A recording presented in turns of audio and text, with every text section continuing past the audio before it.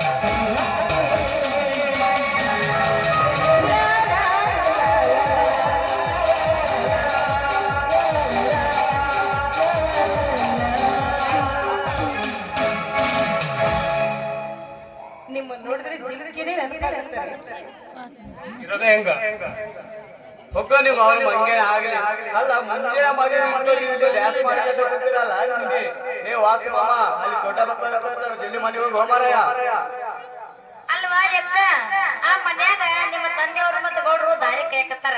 ಅಲ್ಲ ನಾ ಎಮ್ಮಿ ಕಾಯದ್ ಬಿಟ್ಟ ಬರೀ ನಿಮ್ಮನ್ನ ಕವಲ ಮಾಡ ನಡೆಯವ ನಾವು.